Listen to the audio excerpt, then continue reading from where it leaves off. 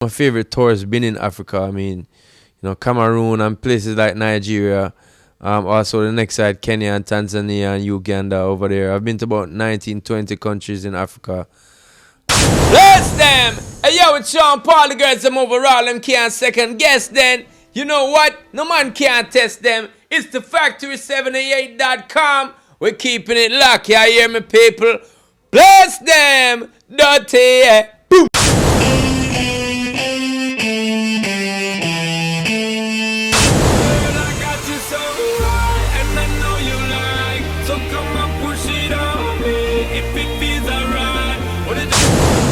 FACTORY78 TV exclusive interviews. I'm your host Adesope. We're here introducing to you your Grammy Award winner, an international superstar, a dancehall legend, a reggae artist, Dutty Rock crooner, Sean Paul.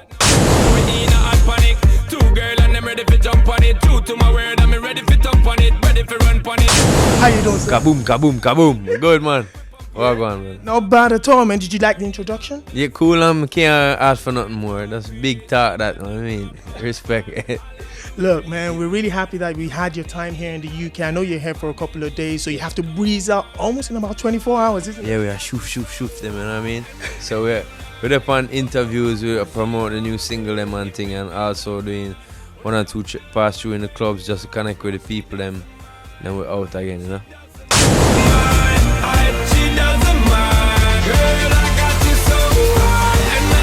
Yes, sir. Speaking about the new single that you're promoting, just before we get to the single, started with Stage 1, Dutty Rock, Trinity, Imperial Blaze, Odyssey mixtape, and now Tamohawk Technic.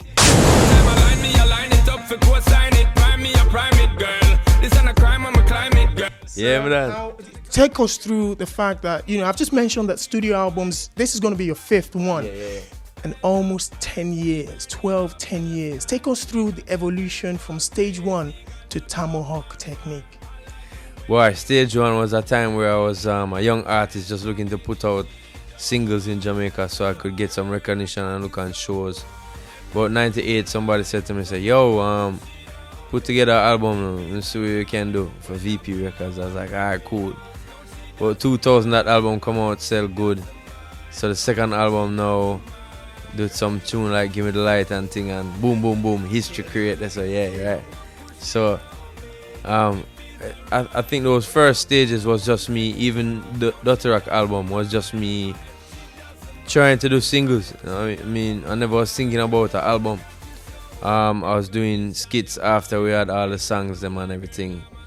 The whole vibe was just me being as naive as I could be as a young entertainer. I just wanted to put my all into it. Didn't know about the red tape or the politics or nothing, but we just pushed on through and did it, and we learn through mistakes, and we learn through things were just great. I want to feel the vibe. I mean, I wouldn't change any step of it. I mean, we moved on to the Trinity album after Dutty Rock. Still got a whole heap of recognition after songs like Give Me the Light. Songs like Temperature went #1 that year too. So blessings to everybody who've been supporting. I mean, Imperial Blaze was a project that I was trying to get mainly everybody that in the dancehall world to produce the album. That was the four albums that I've had before, but being such internationally acclaimed artists after that time, it was kind of strange for me to keep going still back to Jamaica, but I wanted to emphasize the great work that them kids been doing down there. So we did that. Love the people's support on the project for So Fine and Hold My Hand and all them tune there, you know what I mean? We'll move on to the Tamohawk Technique now, where I think that right now I feel just free up, you know what I mean? I've been asking other producers to make the music. People who are not from the dancehall world, so people such as Benny Blanco and Stargate, and people like Rico Love and DJ Amo. Basically, making dancehall from their perspective is gonna make my sound just a little bit more evolving. You know what I mean? So basically, I'm evolving as an artist, also as a producer. I produce a track on the album, and there's a couple tracks. There's a couple productions I have out there. Material Rhythm is dropping December the 13th. And that's a project where I have a couple people on it. Cecile and Wayne Marshall, Tommy Chin, Vegas Dep on it. Fambo, Nicky B and Vice Mail and Rain Seville and Good Works, you know what I mean? I'm putting out those stuffs in on iTunes through my production label called Dutty Rock Production. That's gonna be, it's like those are side projects that I'm kind of like opening up my mind about producing, about singing with different producers and these types of things. So yeah, this album Tamohawk Technic should be quite interesting for people to check out, you know what I mean? People ask me why you name it Tamohawk Technique. I'm like, yo, over this summer I was dropping a whole heap of songs and people were like, yo, you dropping bombs? And I was like, yeah, like a tomahawk. And the name just stick. People was like, oh, for real? And you're here too? And I'm like, yeah, man, the whole thing link up, man. I'm an axe, son. I'm back, son. You know what I mean? I'm a sharpened axe. That's a tomahawk, yeah. So those reasons is just like, yo, it's just like me that. It's the simplest reason why I named it Tamohawk Technique is because it's a hot name for a hot album. That's it. Absolutely. Now you're mentioning names that you're collaborating on with the mixtape or the project that's coming out in December. You mentioned Vegas. Once you just said that they put them, that's like way back. Tell us about that song. I don't think a lot of people understand how much room that song created for you. Tell us about that song. The Pour Them was my first biggest song, tell the truth. It came on big stations all over the world about 2000. I'd made the song in 1998. It appeared on my first album when it dropped in 2000, and so from there it just started taking off into different territories. I think one of the biggest spots at first was New York, start really progressing from there. And so those two tunes, Deport Them and Hot Girl Today featuring Vegas, were the two big songs on that album that really kind of propelled my career towards a bigger day, you know what I mean? Speaking of people that you've worked with, you've got the list almost touches the ceiling. I've seen Blue Cantrell, Busta Rhymes, Akon, Shaggy, R. Kelly, Beyonce, Rihanna, Keisha Cole. The list goes on and on. How does that make you feel, knowing that the people that you've worked with and the successful songs you've had really just keeps on counting? Feel good to know that people appreciate the music and the vibe so much. I've been putting all into it, so I'm glad that I could partake in musical history that way, in my own history of what's happening in music in my own country too, and that was a very important thing to me. And just like want to leave it positive, want to introduce more positiveness into the younger artists and producers that I see coming up, because it's my time now for influence and kind of like give my opinion to certain people. So hopefully them take it in and I can leave behind a little bit of legacy in terms of how to get to certain points in the business. Now, speaking about Sean Paul, just in case you didn't know, Sean Paul, in the 80s and the 90s, hip-hop and R&B produced artists, or popular music generally, that used to dance in the videos. We used to look forward to a video by Michael Jackson, MC Hammer, something that was happening. And all of a sudden, hip-hop moved to a level where people like the swagger too much. But dancehall, with the artists like Elephant Man, Beanie Man, and yourself, it took it to a different level. Now I'm waiting for Sean Paul's videos to come up and show me what dance style is really rocking Jamaica at the moment.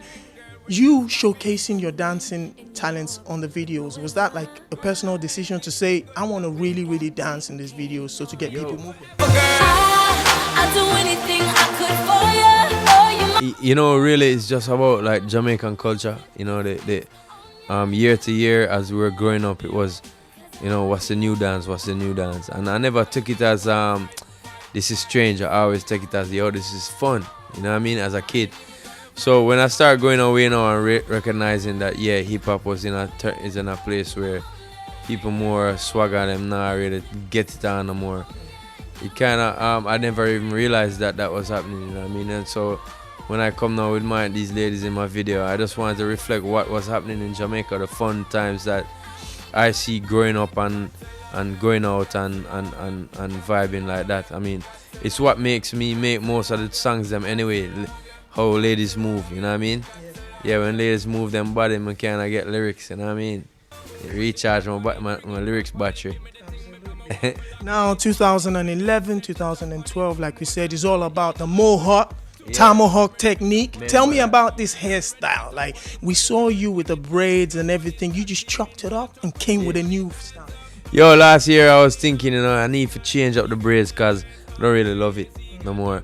I was tired of looking on it, tired of seeing the same braids. So one day I just pick up my shears and say, yeah, should I do it? Should I do it? Yeah, I should do it. Start shave one side, shave the next side, and start looking in the mirror and start smile and say, yo, say I like this smile on my face. I need a smile on my face. I'm just gonna leave this hairstyle. It puts a smile on my face, man. I don't know. It just feel free. It just feel like, a depart. Not really a departing, but a free up from what everybody thinks I am. You know what I mean? I'm my own man. I don't know who I am. So it really don't matter what people say or think from before. But at this point in time, I really wouldn't. If I don't care what people say or think, I really wouldn't care if people were going to miss the braids. I was tired of them. That's it.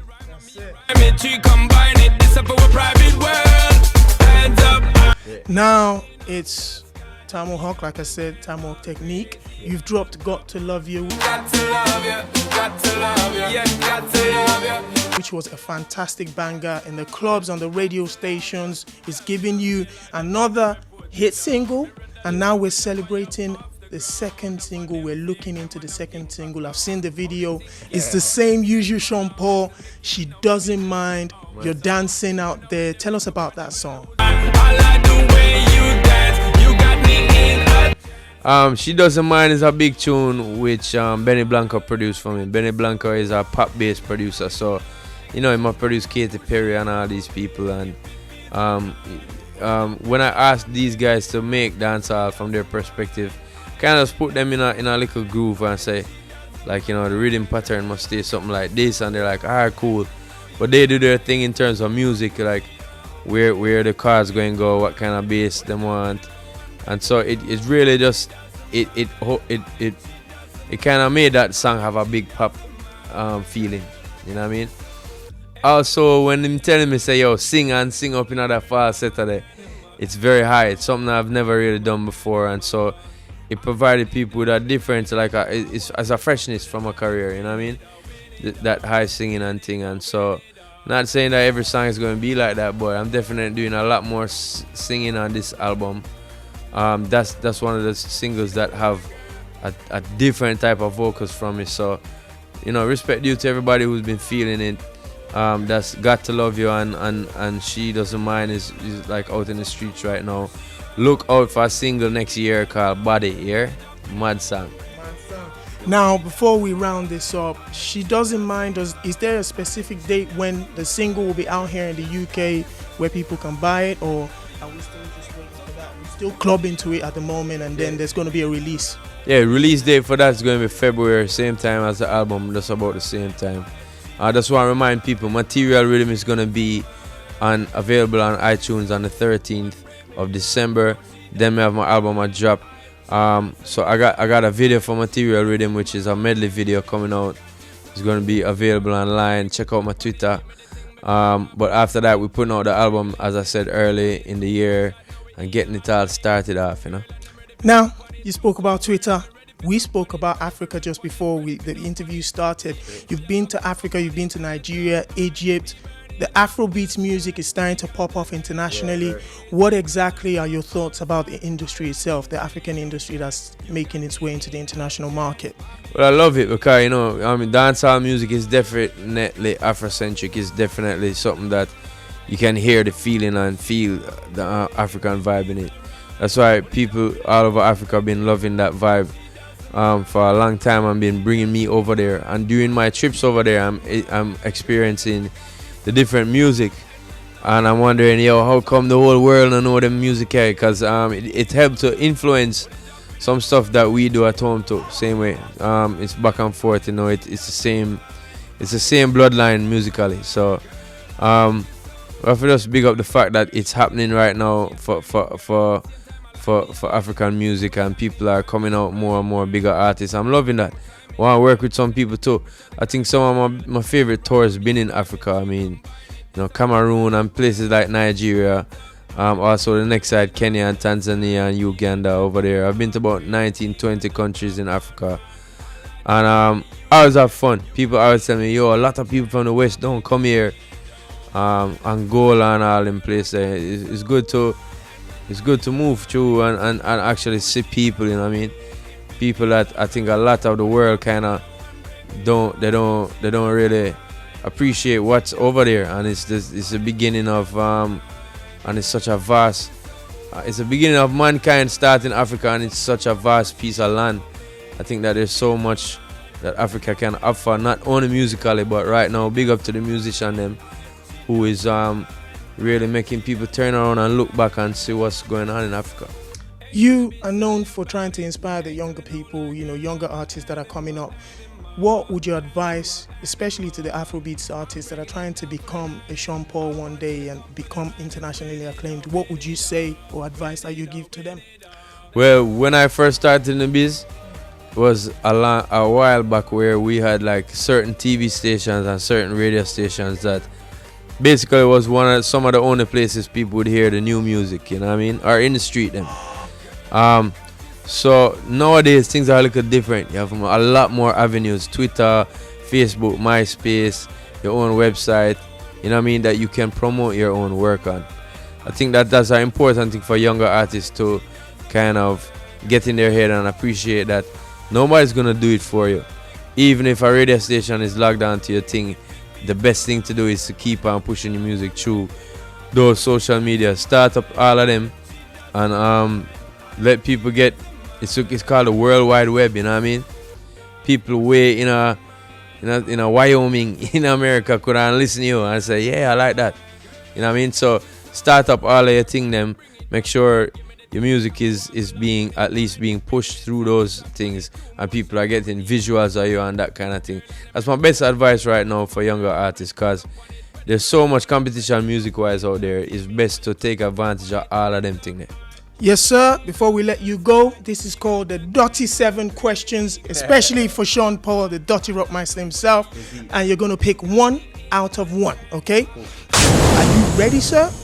I'm ready as I'm going to be. Let's go. First question to you, sir, is roast turkey or jerk chicken?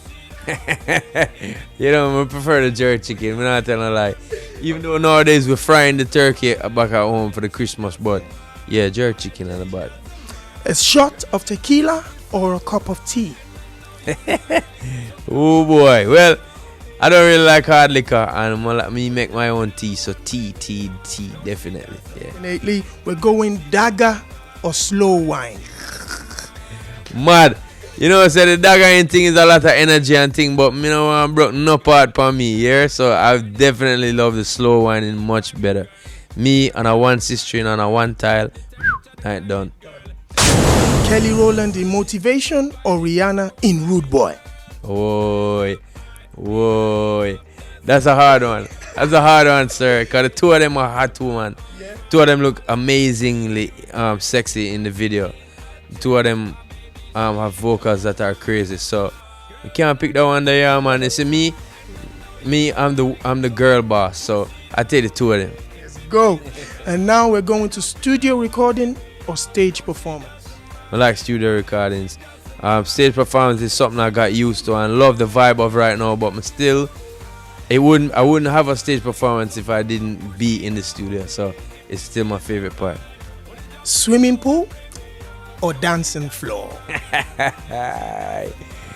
Ah boy, you do some research, you know. Still that one the hard, you know. That one the hard, cause I really like swimming same way. I don't do it no more, but I say right now, dance floor win still. Yeah. And finally, European stunner or American beauty? Let's go. Damn, European stunner or American beauty. Jeez. I'd take the European stunner, you know, because you know what go on worldwide, yeah?